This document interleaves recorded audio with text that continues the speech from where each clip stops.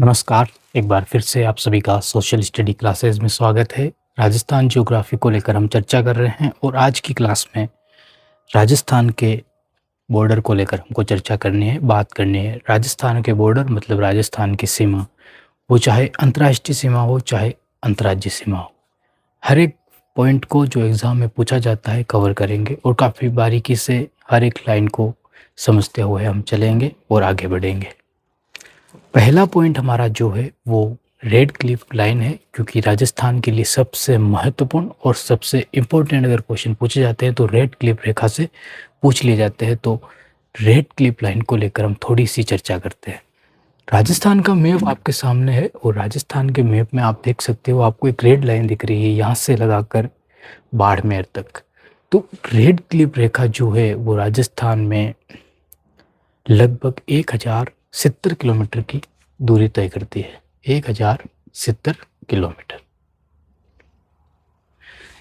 ये सिर्फ राजस्थान में ही है या कहीं और भी है, तो इसका निर्धारण भारत में भी होता है और भारत में ये 23 किलोमीटर की दूरी तय करती है।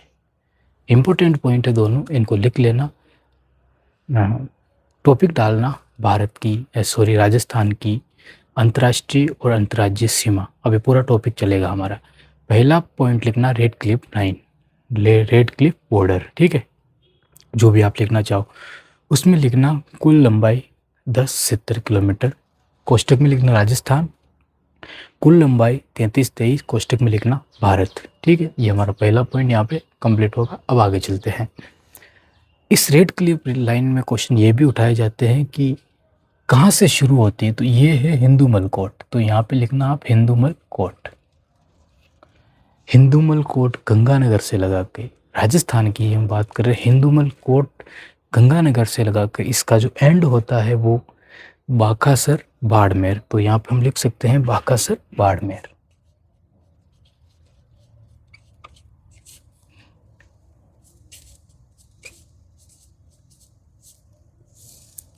बाकासर बाड़मेर मतलब राजस्थान के अंदर ये हिंदूमल कोट से गंगानगर से शुरू होती है और बाकासर बाड़मेर पे ये एंड हो जाता है। और इसके बीच में जो इसकी लंबाई है वो 1070 किलोमीटर है। पूछ ली जाती है कहानी क्या थी। 1947 में जब भारत आज़ाद हो रहा था, उस आज़ादी के समय इस लाइन का निर्देशन करने के लिए, इस सरहद बनाने के लिए सर सिरिल रेडक्लिफ को बुलाया गया। वो आए, पिछले साल की जनगणना के आधार पे 5 हफ्तों के अंदर अंदर इस लाइन का निर्धारण करके वो चले गए। आगे की ना सोची ना पीछे की सोची। हम कह सकते हैं कि एक घर है ये, इस घर के अंदर पेड़ पौधे, घर, आंगन सब कुछ है। रेडक्लिफ नाम का एक व्यक्ति आया, इस तरह की लाइनें खींची और अलग करके चला गया। वहाँ की मिट्टी एक जैसी मिलती है, वहाँ के लोग एक जैसे, वहाँ की बोलियाँ एक जैसी। बॉर्डर खींचने में मुश्किलात हुई। सबसे ज़्यादा बाड़मेर और जैसलमेर के लोगों को हुई। बड़े ज़िले हैं, लोगों को पता ही नहीं था कि क्या हो रहा है। सरहदें बना दी गई, लोग डर गए, लाखों लोगों की मौत हुई, मार दिए गए, गर्दनें उड़ा दी गई, महिलाओं के रेप कर दिए गए। ये सारी चीज़ें हुई इस एक सनकी व्यक्ति के लिए, जिसको हम सर कह रहे हैं। इस सर सिरिल रेडक्लिफ ये इतना सनकी था कि इसने भारत के उन लोगों की, उन गरीब लोगों की भी नहीं सोची थी कि उनका क्या होगा। सांप्रदायिकता के नाम पे इतने दंगे हुए, इस बंटवारे में इतने लोगों की मौत हो गई जिनका कोई कसूर नहीं था, वो मारे गए, बेकसूर लोग मारे गए इस एक व्यक्ति की सनक की वजह से। ना आगे की सोची ना पीछे की सोची, चुनाव कर दिया गया। अंधा चुनाव कहा जाता है इसको। और इसने लाइन खींच दी, बॉर्डर खींच दी। 5 हफ्तों में इस नक्शे को तैयार कर दिया। तो इसीलिए इसे अध्यारोपित लिखना, ठीक है। सर सिरिल रेडक्लिफ के द्वारा जो लाइन खींची गई, जिसमें हमने आपको ये बताया कि 5 हफ्तों में ही इस लाइन को खींच दिया गया। इसमें पुरानी जनगणना कोई थी, उस जनगणना के आधार पे तो इस लाइन को लिखना। 5 हफ्तों के भीतर पुरानी जनगणना के आधार पे इस बॉर्डर का ठीक है, खींच दिया गया, बॉर्डर की सरहद बना दी गई और इसीलिए इसे अध्यारोपित रेखा कहते हैं, क्योंकि इसे खींचते समय धरती के प्राकृतिक स्वरूप पहाड़ नदी को नहीं बल्कि राजनीतिक स्वार्थ को देखा गया। किसी पहाड़ या नदी को नहीं देखा गया। सिंधु नदी से किया जा सकता था क्योंकि वो सभ्यताएं हैं, अलग अलग हैं, लेकिन राजनीतिक स्वार्थ के लिए ये बॉर्डर खींच दिया गया। ये सोच के खींचा होगा कि लड़ेंगे, कटेंगे, मरेंगे और फिर से ब्रिटेन के घुटनों में आ जाएंगे, लेकिन हमारा देश आगे बढ़ा। तो ये पॉइंट थे बाकर हिंदुमल कोड से। बाकर तक किसके द्वारा निर्धारण किया गया? सर सिरिल रेडक्लिफ में 5 हफ्तों के भीतर किसी पुरानी जनगणना के आधार पर कर दिया गया।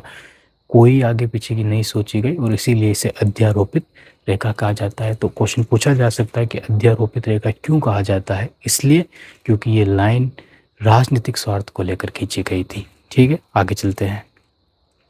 17 अगस्त 1947 हमको पता है कि 15 अगस्त 1947 को हमारा देश आज़ाद होता है। देखना, 15 अगस्त 1947 हम आज़ाद होते हैं और 2 दिन बाद 17 अगस्त 1947 बाउंड्री का निर्धारण कर दिया गया, सरहद खींच दी गई 15 अगस्त 1947 को। पॉइंट लिखना, अगला पॉइंट, राजस्थान में सीमा का प्रवेश और अंत। ठीक है, राजस्थान के अंदर जो प्रवेश होता है वो कहाँ से? और तो राजस्थान में हिंदूमल कोट से गंगानगर से लगाकर, जिसकी चर्चा हमने की, हिंदूमल कोट से गंगानगर से लगाकर बाखासर बाड़मेर तक जाकर ये समाप्त होती है। ये पूरी सीमा थार के मरुस्थल से होकर गुजरती है। अगर लिखना चाहो तो लिख लेना, पूरी सीमा थार के मरुस्थल से होकर गुजरती है और इसके कारण पाकिस्तान में इसको चोलिस्तान कहा जाता है। क्या कहा जाता है? चोलिस्तान।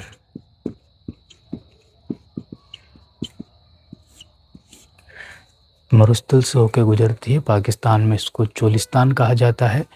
क्वेश्चन पूछा जा सकता है कि पाकिस्तान में क्या कहा जाता है? चोलिस्तान कहा जाता है। और ये दुनिया की एकमात्र लाइन है, ये दुनिया की एकमात्र बॉर्डर है, सरहद है, जो अंतर्राष्ट्रीय सीमा है और रात में ऊपर से चमकती हुई दिखाई देती है फ्लड लाइट्स के कारण। किसके कारण? फ्लड लाइट्स के कारण। लिख लेना इसको, फ्लड लाइट के कारण।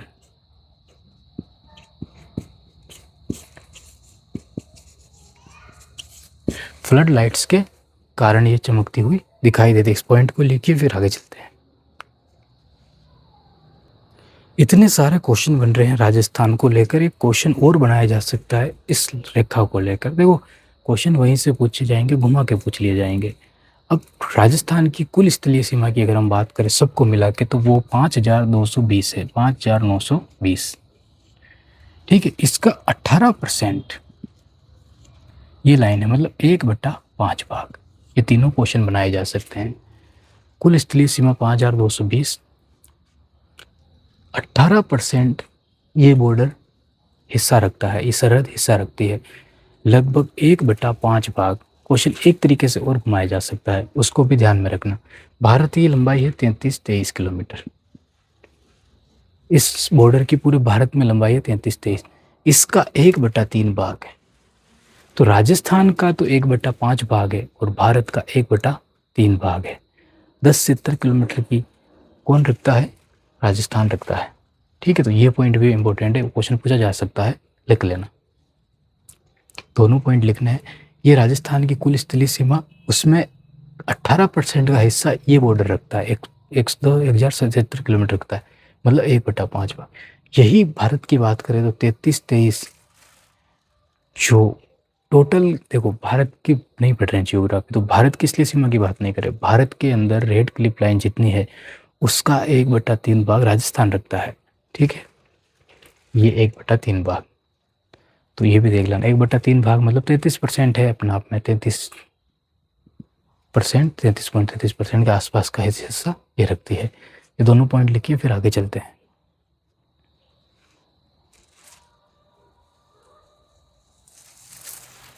एक चीज़ तो है कि रेड क्लिफ ने जब ये लाइन खींची, एक आंगन, हंसता खेलता आंगन जिसमें कोई लड़ाई नहीं, उस आंगन के 2 टुकड़े कर दिए, और जब उस टुकड़े हुए तो उस टुकड़ों में सारे पेड़ मारे गए। इस तरह की हम बात कह सकते हैं कि इस तरह के उन्होंने काम किए थे। आगे चलते हैं, अगला पॉइंट लिखना हमारा, जो सीमावर्ती जिले हैं पहले क्या था और अब क्या है उसको समझते हैं। लिखना सीमावर्ती जिले, रेड क्लिफ लाइन पे जो सीमावर्ती जिले हैं उनको समझना। काफ़ी गहराई में चलेंगे लेकिन धीरे धीरे। मैप में दर्शाते हुए चलना, बस सारा खेल जो है वो मैप का है और कुछ नहीं है। लिखोगे जो तो भूल जाओगे लेकिन मैप को भी नहीं भूलोगे। सीमावर्ती जिले, ठीक है, पॉइंट डाल देना, सीमावर्ती जिले। सी गंगानगर, पहले 4 जिले थे, पहले तो समझ लेना, पहले 4 जिले थे, 1, 2, 3 और 4। अब ये 5वां और आ गया है फलोदी। तो हम कह सकते हैं कि पहले 4 जिले थे, 5वां फलोदी बना है, तो 5वें नंबर पर कौन आएगा? फलोदी। ठीक है, सबसे पहले गंगानगर की बात करते हैं। रेड क्लिफ रेखा की शुरुआत में सबसे पहला जिला राजस्थान के अंतर्राष्ट्रीय सीमा बनाता है तो वो गंगानगर बनाता है। ठीक है, जो हिंदू मलकोट से उसकी सीमा प्रारंभ होती है। जिस जिला अंतर्राष्ट्रीय सीमा पर स्थित जिलों में क्षेत्रफल में सबसे छोटा है। अंतर्राष्ट्रीय, देखो फलोदी भी हो सकता है लेकिन फलोदी बड़ा है इससे। अंतर्राष्ट्रीय सीमा पर स्थित जिलों में क्षेत्रफल के आधार पर सबसे छोटा जिला ये है। लिखना इस पॉइंट को, सबसे छोटा जिला कौन है? गंगानगर। सबसे छोटा जिला है गंगानगर। ठीक है, दूसरा पॉइंट लिखना, रेड क्लिफ रेखा के सर्वाधिक पास स्थित जिला मुख्यालय भी श्री गंगानगर का ही है। सबसे नजदीक मुख्यालय श्री गंगानगर का है, सबसे नजदीक मुख्यालय। जैसे राजधानी होती है उस गंगानगर की राजधानी मान लो, वो सबसे नजदीक रेड क्लिफ में किसकी कौन सी है? तो श्री गंगानगर की है। दूसरे पे आना, बीकानेर की बात करते हैं। बीकानेर में ज़्यादा कुछ नहीं है। रेड क्लिफ रेखा पर स्थित जिलों में इसका मुख्यालय सरहद से सबसे ज़्यादा दूरी पर स्थित है। सरहद से सबसे ज़्यादा दूरी पर स्थित,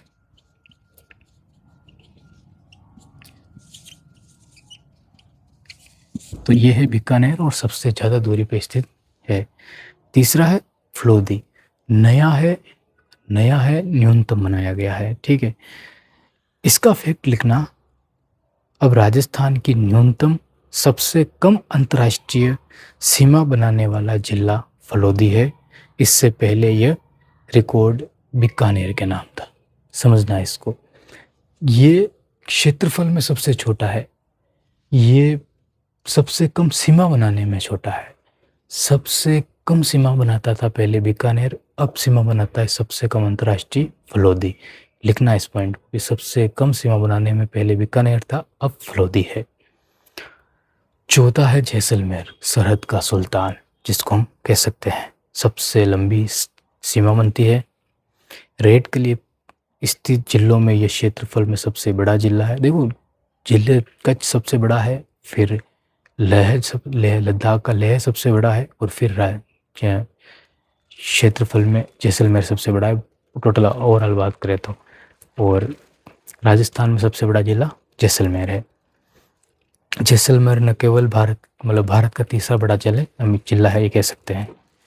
5वां लिखना बाड़मेर, दक्षिणी छोर, और इसके 2 किरदार हैं। बाड़मेर का पहला किरदार तो सबसे दक्षिण में है एक तो ये, ठीक है। दूसरा है ये अंतर्राष्ट्रीय सीमा भी बनाता है, और ये अंतर्राज्यीय सीमा भी बनाता है। ये अंतर्राष्ट्रीय सीमा बनाता है, अंतर्राज्यीय सीमा भी बनाता है। गंगानगर अंतर्राज्यीय बनाता है, अंतर्राष्ट्रीय बनाता है। बाड़मेर अंतर्राज्यीय बनाता है, अंतर्राष्ट्रीय बनाता है। दोनों सीमाएं ये बनाते हैं। तो अगर हम रेड क्लिफ रेखा पे सबसे दूर जिले की बात करें, जो सबसे दूर स्थित है रेड क्लिफ रेखा से राजस्थान का, तो वो धौलपुर होगा। लेकिन रेड क्लिफ पे स्थित जिलों में सबसे दूर पे हम अगर बात करेंगे तो वो बीकानेर होगा। इसको भी ध्यान रखना। ये भी काफ़ी इम्पोर्टेंट जो पूछ लिया जाता है। तो अब तक हम 4 जिले पढ़ते आए थे, ये 5वां जिला फिरोती बना है और जो फैक्ट थे हमने उनको देखा। अगली क्लास में इसको और बारीकी से देखेंगे और रेड क्लिप रेखा भी खत्म नहीं हुई, कुछ पॉइंट इसमें और बचे हुए जो अगली क्लास में हम देखेंगे। बहुत बहुत धन्यवाद आपका।